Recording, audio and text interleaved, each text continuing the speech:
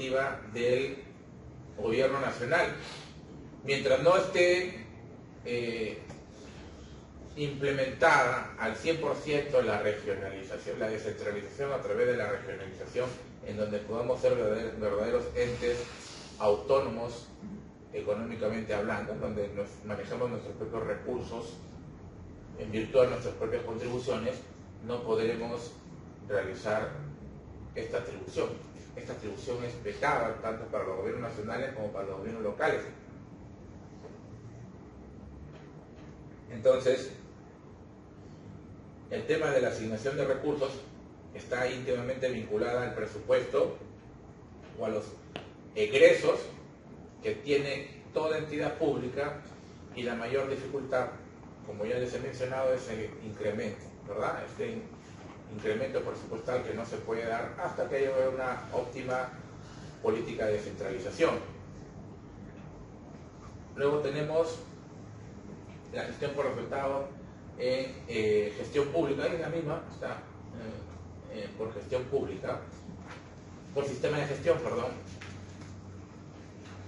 En este caso, el marco de la gestión por resultado implica que se va a tener que realizar o implementar trabajos en cuanto a desarrollo de capacidades en el recurso humano, de infraestructura también,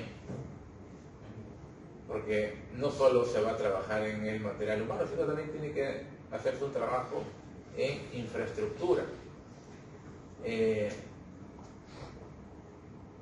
¿Qué dificultades podrían presentarse en esta implementación? Bueno, en primer lugar, está relacionado también con el tema de presupuesto, ¿no? Para el tema de implementación de estructura. No siempre, no todas las entidades públicas tienen las mejores condiciones en infraestructura para realizar sus funciones. Entonces, la modernización del Estado pasa, un Estado moderno implica una serie de factores, como estamos viendo hasta el momento. Y también un Estado moderno implica una estructura idónea, pero no siempre se puede dar esta situación. Hay entidades públicas que realizan sus funciones de manera asignada, ¿no? Vamos a poner un ejemplo, que no es básicamente, no es una función administrativa, pero está dentro de la función pública, que es la administración de la justicia. En algunos juzgados se encuentran realmente atiborrados de expedientes judiciales. Entonces hay un hacinamiento, ¿no? Más, alquilan edificios, no necesariamente acá, en otras latitudes del país. Alquilan edificios que han sido hoteles, casas, ¿no? Y en una sola habitación que implementan como oficina, ponen 3, 4 escritorios, y a la justa se ven, no sé, a los asistentes judiciales, a los secretarios, porque están con una serie de expedientes, ¿no? Que naturalmente influye en el desempeño de las funciones de estos trabajadores del Estado. Sinceramente, para ustedes, ¿no les provocaría trabajar por ejemplo, este ambiente? Es un ambiente, una buena estructura, ¿no es cierto? Donde pueden implementar oficinas, un ambiente que tienes aire acondicionado, buena luz, ¿no? Tienes ecran, etcétera, etcétera, etcétera. ¿O preferirían trabajar ustedes, no sé, en un cuarto de 1.5 por 1.5, donde no tienes aire acondicionado, donde las condiciones no son las mejores, no son las idóneas? ¿En dónde prefieren trabajar ustedes? O sea, la respuesta es acá de madura, ¿no es cierto? Entonces tenemos también que ponernos en el lugar de la otra persona, ¿no? Porque muchas veces criticamos, todavía quieren un buen local. Sin vergüenza. Hay que ponernos en el lugar de la otra persona. Todos queremos desempeñar nuestras funciones de una manera idónea, ¿no? Entonces, el tema de la modernización implica una serie de factores que copulativamente van a coayudar a la modernización del Estado. Luego, el sistema de legitimación. Cuando hablamos de sistemas de legitimación, hablamos de la responsabilidad política, ¿no? Y al hablar de responsabilidad política, estamos hablando de el derecho que tienen los gobernantes de realizar sus funciones. Estamos básicamente hablando de aquellos funcionarios públicos que son elegidos por voto popular universal. A ellos se le da legitimación. La legitimidad es a través de un proceso de elecciones transparente, ¿no es cierto? ¿Pero qué quiere decir? ¿Que los otros funcionarios que no son elegidos por voto popular no tienen legitimación o legitimidad? Sí, justamente a través de sus procesos también de designación o concursos públicos transparentes. Por eso que se habla que los miembros del Consejo Nacional de la Magistratura, que actualmente está defenestrado, no tenían legitimidad. ¿Por qué? Porque habían incurrido en una serie de faltas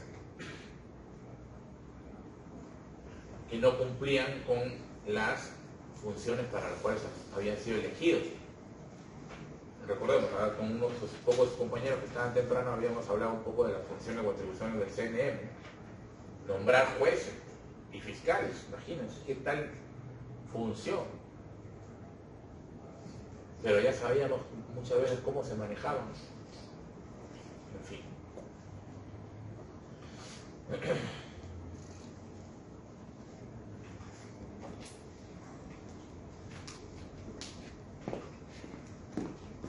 ¿Cuáles son los pilares de la gestión pública? Vamos a la 22, por favor. Los pilares de la gestión pública, por ejemplo, tendríamos que mencionar acá que cada Estado, a través de un gobierno de turno, necesariamente tiene que implementar o establecer prioridades en función a sus necesidades. Ahora, ojo, lo que hemos conversado hace un momento respecto de el funcionamiento en cuanto a la estructura, tiene que estar en función también a las necesidades. Y no puede haber una desintonización, o sea, tampoco implica que pueda haber un abuso por parte de una entidad pública y que esto vaya a exceder, ¿no?, el tema de la finalidad pública y la necesidad.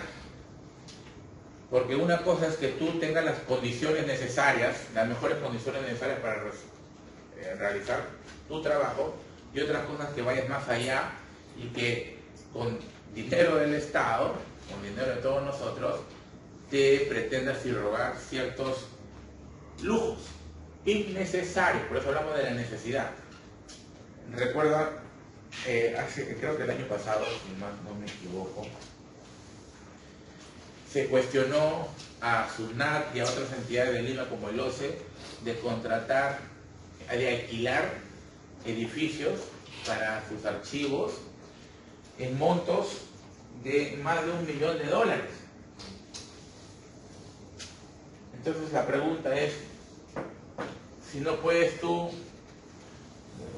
mejor implementar un proceso para la compra y adquisición de un terreno y finalmente para la realización de un proyecto de inversión pública que implique la construcción de un nuevo local. Claro, no era por un año, era por 3 años, pero de todas formas. Era un piso en uno de los edificios de las zonas más exclusivas en Lima. Ahora ya, esto era necesario. Si puede haber otras zonas donde pueden darse las mismas condiciones de tranquilidad para realizar la función pública. Entonces, el Estado debe establecer este tipo de prioridades, ¿no?, en base a las necesidades, para que no se vea una dicotomía entre lo que vive la sociedad, la población, y lo que hace el Estado a través de su gobernante de turno. ¿Qué dicotomía? No están sintonizados. Por un lado, estamos en un crecimiento paulatino, relativamente a paso de tortuga, con un índice de pobreza y extrema pobreza bastante ancho, y por el otro lado tenemos a un pequeño grupo de funcionarios públicos que se dan una dolce vita, arrendando, alquilando, contratando, gastando de manera innecesaria. Luego se tiene que trabajar también en planeamiento estratégico. Y el planeamiento estratégico se traduce en todas las entidades públicas en sus documentos de gestión. ¿Qué documento de gestión es? El PEI, el Plan Estratégico Institucional. Que gracias a este documento se traduce todo el proceso mediante el cual, después de un análisis situacional de la entidad pública, se establecen cuáles serán las metas que pretende alcanzar la entidad pública, cuál será el resultado, los objetivos. Claro, y esto está relacionado con el Plan Operativo Institucional, que es otro documento o instrumento de gestión obligatorio, como hemos visto en documentos de gestión. Entonces, para llevar a cabo estos objetivos consagrados en un planeamiento estratégico, deben de reflejarse de manera clara, precisa, todos los planes operativos. Y los planes operativos ya hemos dicho que vienen a ser cuáles son tus objetivos para este año. ¿Está relacionado con los recursos? También. Ojo, que no es un instrumento de gestión exclusivo de los recursos, porque ese documento de gestión será el presupuesto institucional, ahí en la pizarra, ¿no? El PIA, que ya hemos conversado en alguna otra oportunidad de qué es lo que contiene el presupuesto institucional, cómo se crea, quién lo aprueba, etc.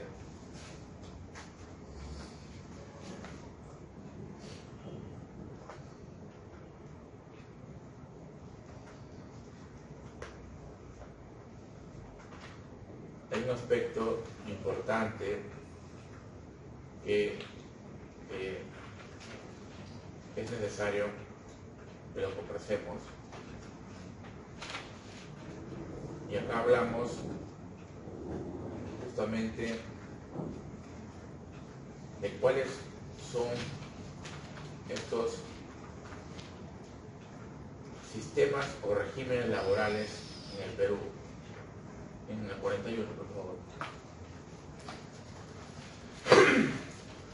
Miren, al comienzo ya de la clase habíamos conversado que no había un sinceramiento en cuanto a las labores que se realizan o las funciones que se realizan en determinadas entidades públicas. ¿Por qué? Porque 4 personas distintas pueden realizar la misma función y sin embargo estar contratados de diferentes formas. Estos regímenes se encuentran vigentes todos. Entonces lo que pretende el servicio civil es realizar una unificación de estos criterios. Hablamos en primer lugar del decreto legislativo 276, que es el que regula la carrera administrativa en el Estado. Hablamos del decreto legislativo, el 276 tiene su reglamento, que es el decreto supremo 0090, el 728 es el 003-97-TR, que regula la actividad privada. Miren, un instrumento que se debió aplicar únicamente para sociedades mercantiles, porque hablamos del régimen privado. Sin embargo, ustedes saben el mal endémico populista de nuestros gobernantes, ¿no? Hay que ser sincero, lo que se puede hacer, se hace. y lo que no se puede hacer y va a causar perjuicio a nosotros mismos, es mejor decirlo. Se puede hacer, pero va a haber un perjuicio. Entonces, este régimen 728 es un régimen privado, pero inclusive la ley de municipalidades, la ley orgánica de municipalidades, si no me equivoco, en el artículo 37, establece que, por ejemplo, los obreros deben ser contratados bajo el régimen privado, que es este decreto legislativo. En salud, por ejemplo, hay trabajadores que están en régimen privado, en el Poder Judicial, en todas las entidades públicas hay personas contratadas bajo este régimen. Y este régimen, ¿por qué me interesa en este régimen? Porque es un régimen, valgan verdades, con mayores beneficios. En el tema, por ejemplo, de las gratificaciones para Navidad y Fiestas Patrias, tanto en el CAS como en el 276, ustedes, ¿alguien trabaja en el Estado acá, para el 276 o CAS?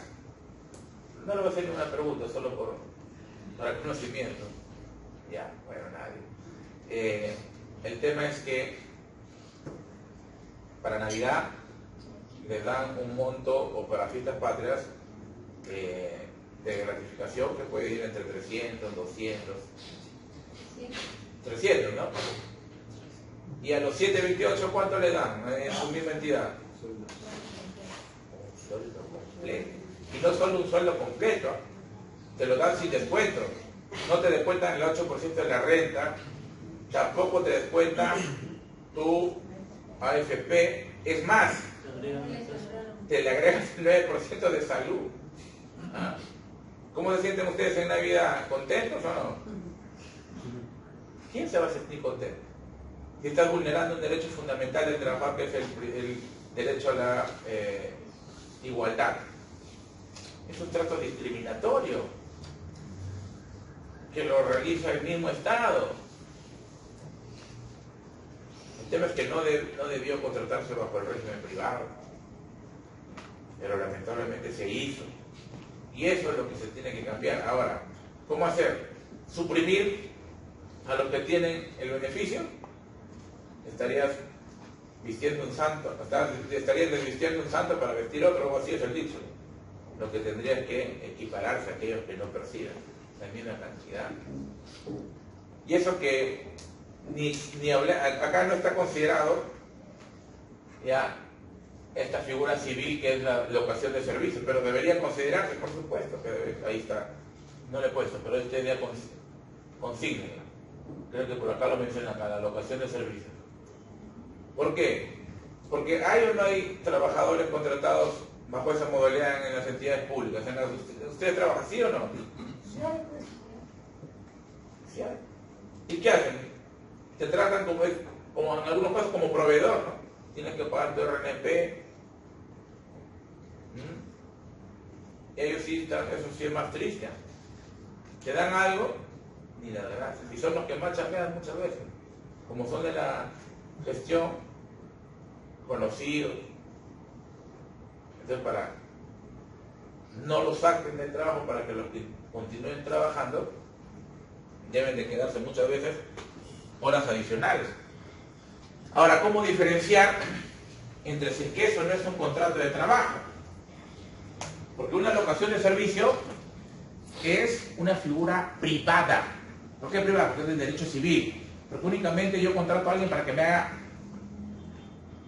una determinada acción. Pero en este caso no. Son a todas luces contratos laborales que están disfrazados de contratos de locación de servicio con la finalidad de no cumplir con las obligaciones. ¿Hay prestación de servicio? Sí. ¿Hay remuneración? ¿Hay subordinación? También. ¿Qué es la subordinación?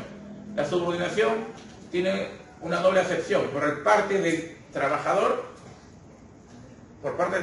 es la obligación que tiene de acatar las órdenes que le imparte el empleador en el marco de sus funciones. Y por parte del empleador es el derecho que él tiene de impartir órdenes. ¿Se dan todos estos tres elementos? ¿Es un contrato de trabajo? Sí. ¿Le pagan como contrato de trabajo? No. ¿Quién es el que está vulnerando acá los derechos? El empleador. ¿Pero quién es el empleador? El Estado. ¿Alguien trabaja en el Ministerio de Trabajo? ¿Sabe por qué les pregunto? Porque el mismo Ministerio de Trabajo se da en esta vulneración. El Ministerio de Trabajo, quien es la autoridad administrativa que viene a ser la llamada a velar por la vulneración de los derechos laborales, es el principal infractor y justamente tienen contratados, lo llaman servicios autónomos. Servicio autónomo a través de tu contrato, tu recibo por honorarios. En fin, ahí nos vamos a quedar por eso.